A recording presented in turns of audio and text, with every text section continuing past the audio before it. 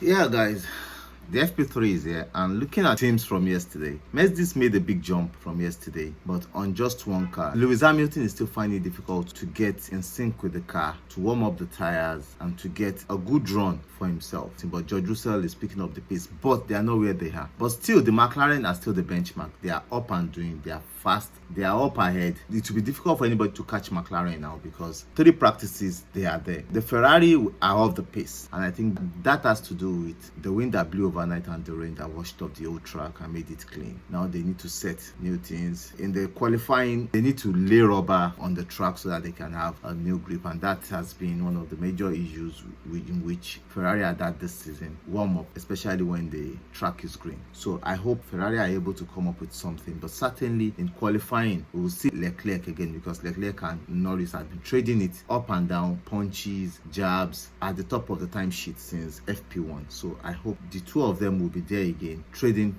spaces or places during qualifying. But qualifying is going to be very crazy, because certainly we know Norris will be hopping there, either pole position or second. Norris will be there, certainly pole position, but the others don't know where they are. The Red Bull took a step again, but they are not still where they are. The step they took is of advantage to Max Verstappen, but of disadvantage to Sergio Perez, because Sergio Perez is just nowhere. He's finding himself. But to Sauber, all through this weekend, Sauber has been nothing less than 2 seconds off the pace. Yeah, I said it, in Baku they had the fastest pit stop. Fast pit stop don't make you win races, does not change the trading places for you. It is only going to give you an advantage when you are fighting in a battle. When you're in a battle with a team or with another driver, it gives you an advantage. If you don't have a fast car, you are not there.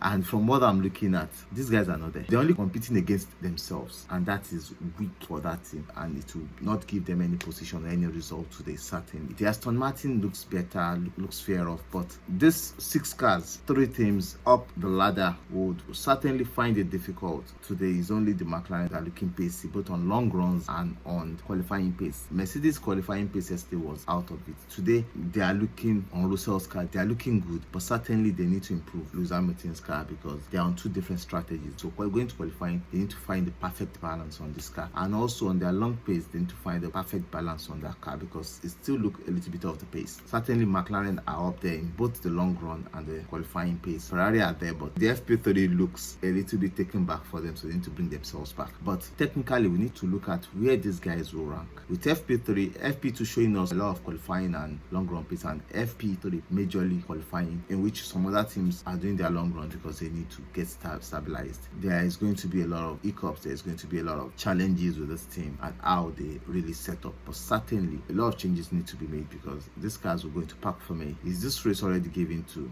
Lando Norris and McLaren? I can't tell you, but a lot of things can still happen. Certainly it is Singapore, there's a lot of it, though the racetrack is close to the water, but because the city is so choked, high-rise buildings, no green spaces except for planting around verandas and balconies, the heat will certainly be there in the day and at night. So the race is always at night, because they are looking for a way to reduce the heat. But now with the cars going full throttle, a lot of it generated. The asphalt would have soaked a lot of it to bring it out back night. So I think that's why Singapore is one of the places in which has a lot of heat effects. But certainly what I'm trying to tell you is the heat is going to affect the tires and it's going to affect the cars. But who will suffer it more during the race? It's still looking like the Mercedes among the top 3 teams. Probably the Red Bull behind the Mercedes. But it's going to look like an enjoyable team for the McLaren and also the Ferrari. But let's see what happens in qualifying. I give you an update on that as soon as possible. Qualifying, it hits the climax with a lot of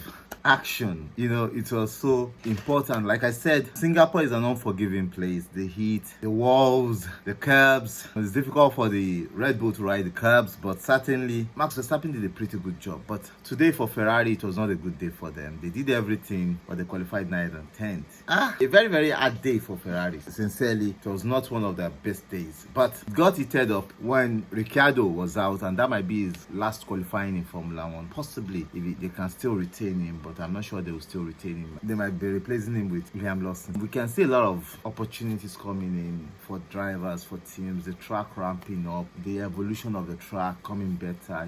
It was just out there for those drivers to lay their hands on this car and put in some decent laps. But unfortunately, that did not work for some teams, while it worked out for some teams. Now, the Sauber were still where they are, but the Sauber will be retaining Valtteri Bottas till next year, looking at getting either Colapinto or Liam Lawson if he's available in the market, or any other driver available in the market. But I think they're still holding on to Bottas on a year contract. Will that 1 year contract be good enough for Valtteri Bottas? I cannot say. But for these new generation of drivers, they're coming in as fast as possible. But for me, for Sauber, I think they should just keep racing this year because they have nothing to gain. Next year, I don't see them anywhere. The Ferrari engine has proven to be a good engine in the hands of us that I thought would even have a very worse car this year. But it has proven to be a good engine, and it has been on a par with some engines like the Honda engine and the Mercedes engine. That Ferrari engine has outperformed the Renault engine 100%. Well, I don't know how they'll do it. And to Lance Stroll, it has been a very bad weekend for him.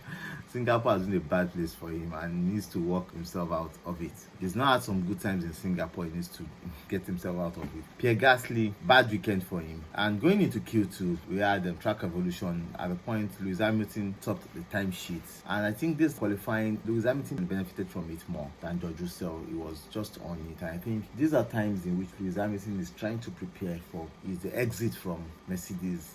I think he's lost it with Mercedes. He's not really in sync with them. And Mercedes knows this. So he's trying to prepare himself ahead of next year. From what I'm looking at, they are not just in that topmost relationship. Everything has been shifted to George Russell now. I know that will happen, but I think Mercedes should have maintained a good relationship with him. He's a professional person, and I'm not sure he will be able to take any technology or anything down to the other team that Ferrari will be going to. But, well, at a point in time, he topped the timesheet, but he was unable to get the best out of it. And at the end of Q2, we have Ocon, Magnussen, Perez. A bad weekend for Perez. He's been a master of street circuit, but this street circuit did not work for him. So Perez was out. P13, Colapinto and Albon. 10th, few hundred of 10th. Within them, Colapinto is doing a good job in that Williams team, and that is what Williams needed. And going into Q3, we had Ferrari, Carlos Sainz, putting his car into the wall. I think that was due to the dirty air from the front car, and his tires are cold on the rear, so he rammed into the wall. There was a red flag, and the session came back, which was left with only one run. Verstappen's first run behind Carlos Sainz was deleted because there was yellow flags. Piastri set a good time, but they had to do another run, so everybody knew they were going on one last run.